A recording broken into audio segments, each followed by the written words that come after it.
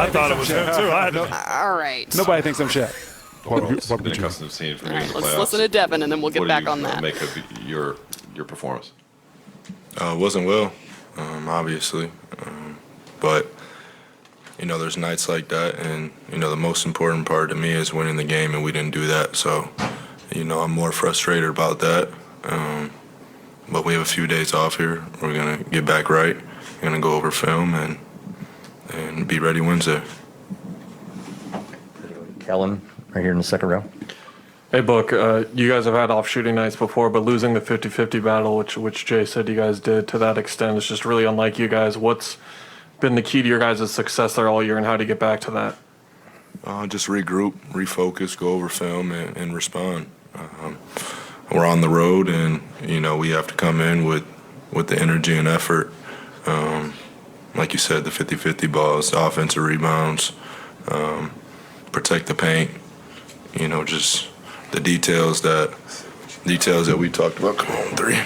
Details that we talked about.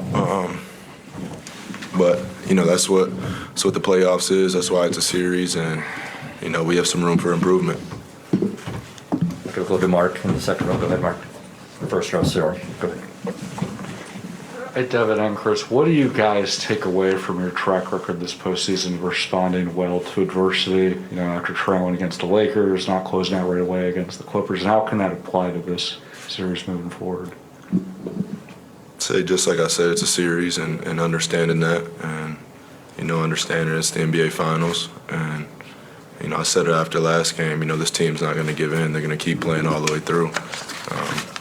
So we have to bring that same effort, that we had in the first two games, and I think we'll be in good shape. Go ahead, the second row on the left. Go to you, Alan. This question's for both of you. This was the first time this postseason that DeAndre had 5 fouls in a game. I'm curious, how did his absence in the second half impact you guys with their points in the paint and offensive rebounds?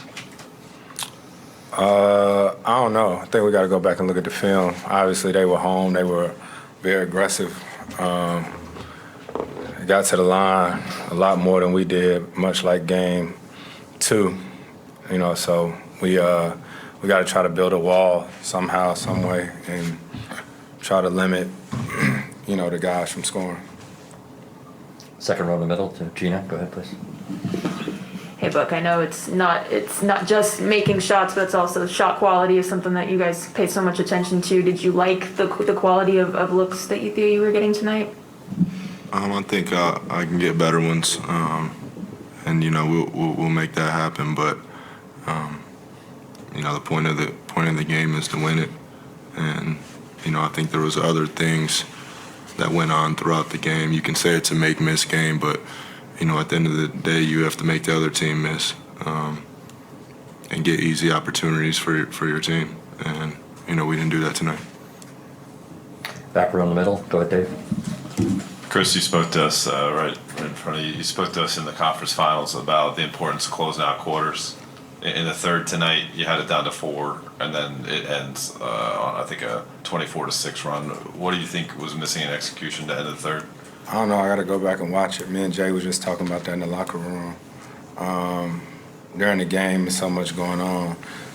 Substitutions and stuff, so I don't remember much, but that was big for us. And even the second quarter, we didn't close that quarter out well, and that's something we've been talking about all playoffs.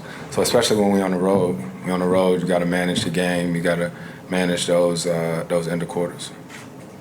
Third row on the left to Logan. Go ahead, please. Chris, talked about DeAndre Ayton and his foul trouble, but started out really well and then got into foul trouble.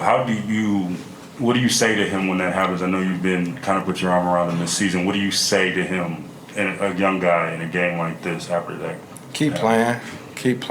Sometimes you're gonna get a good whistle, sometimes you're gonna get a bad whistle, but he's playing hard. That's a talent in itself, and then. It's tough, man. Giannis coming at you full speed like a running back, So he's trying to put his hands up, but it's tough. Do you feel sometimes like, not by officials, but when he is in foul trouble, players do target him to get him off the floor? Do you see that happening in this game? He's a big part of our team, especially he's the anchor of our defense. You know what I mean? I feel like any team would love for him not to be on the court offensively and defensively. So, yeah, we got to protect him better, you know, and make sure that we're showing that wall. Front row to Dwayne. Yeah, Devin, I saw Monty put his arm around you at the end of the third quarter. What was the message that he was trying to tell you, and how were you, feeling at that point? I don't mean to be like that, but that's between me and Coach. And we have that relationship, so we keep that in-house. Chris, I see you eyeballing the box score. What's sticking out the most to you when you're looking at it? I was looking at my turnovers, looking at free throws. Yeah, it's a lot. It's a lot to take in, but you gotta look at the game as a whole. Any more questions in the room? Thank you, guys. Cool. Appreciate it. Sam is coming in now. Knowing that Book struggled through this game more so than any other finals performance, probably any other postseason performance thus far. 3D, I want to start with you as a shooter. How do you break out of a slump? Shoot. You know that. You got to get back to what you do, find your spots on the floor. And one thing about Book... 14 from the field for Book, but knowing what he's capable of, what are your expectations for him in Game 4, Brendan? I agree with 3D. 3D is the best shooter up here by far. And so at the end of the day, I'm going to trust the shooter. And he says shooters are going to shoot the basketball, and that's what Book is going to do. Devin Booker is the type of guy that has the ultimate confidence in his game. And they talked to him before the game about, hey, how do you get things going, or how do you turn things around? He said, I just simply trust my skill set and trust the work that I put in. Devin Booker has put the work in all summer long and all throughout the season. He had one bad game. He's going to bounce back because the work is there. The platform has been set. Now all he has to do is step up and do what he's done before. And we know, obviously, Booker's a great player. He will watch the film, as you guys both said, but we have to give credit to Milwaukee.